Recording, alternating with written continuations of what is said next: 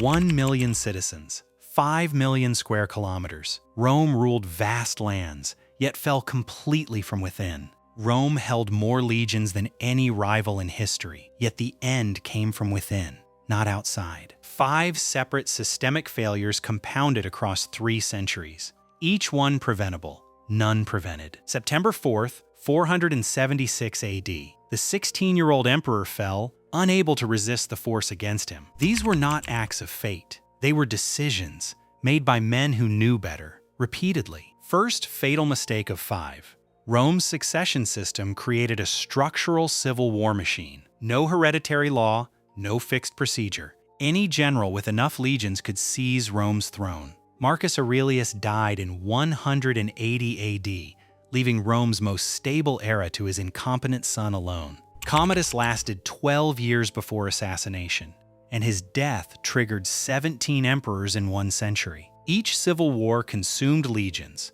depleted treasury reserves, and left real frontiers completely unguarded. Yet while civil wars gutted the interior, the Roman Senate continued holding formal debates about order. From 235 to 284 AD, over 20 emperors ruled. Most were killed by soldiers. Every organization that promotes rivals over successors has made this same systemic mistake before. Diocletian split the empire in 285 AD, a structural admission that one man could no longer govern it. The split solved nothing. It duplicated the rivalry problem and halved each half's available resources. Political implosion had already weakened the treasury, but the second mistake would ruin it permanently. 3 centuries of political failure had consumed the wealth.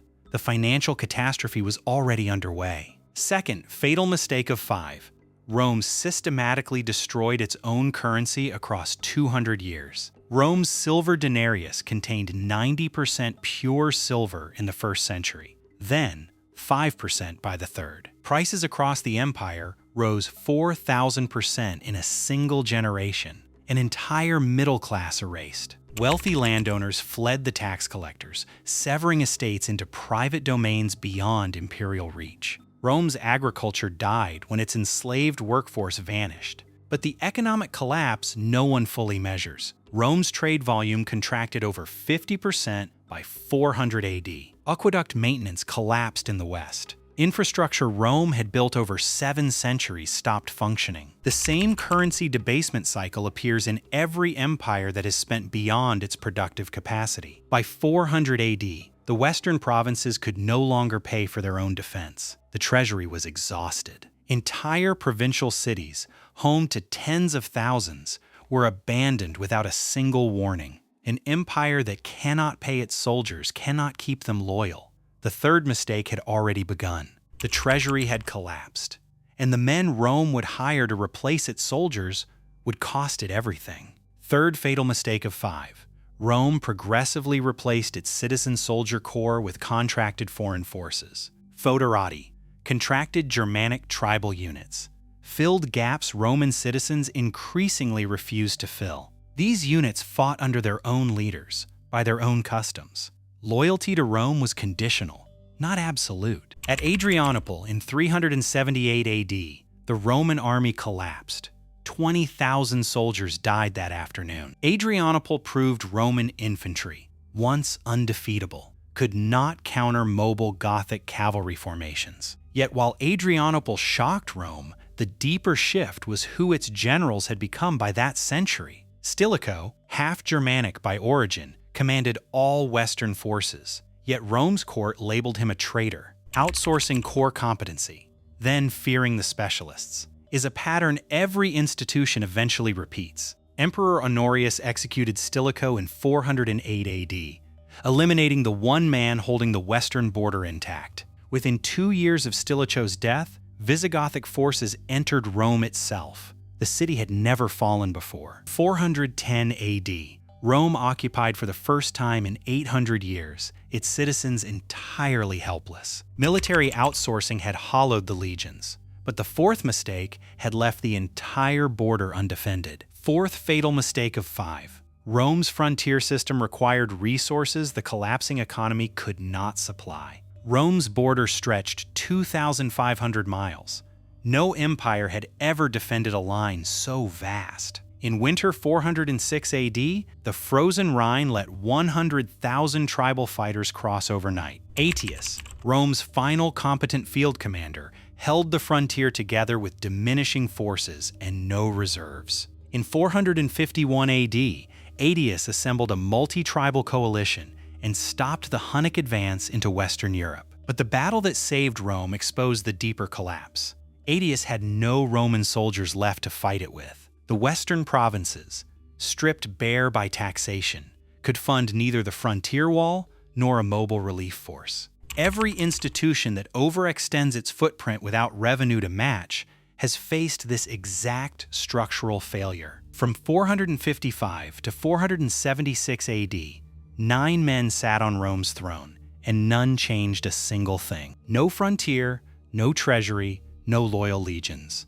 The Western Empire existed now only as a title, not a state. 4 compounding failures had destroyed the Western structure, but the 5th mistake guaranteed no recovery. The border had collapsed, the currency had failed, and now Rome would destroy its only remaining defenders. 5th fatal mistake of 5. Rome assassinated the 2 generals, who alone could still reverse the collapse. Emperor Honorius ordered Stilicho's execution in 408 AD.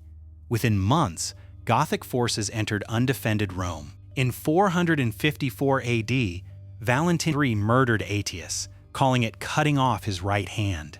Vandals took Rome in 455 AD, and the empire watched without raising a defense. Yet while generals fell, one final figure remained. A 16-year-old boy bearing the weight of all Rome.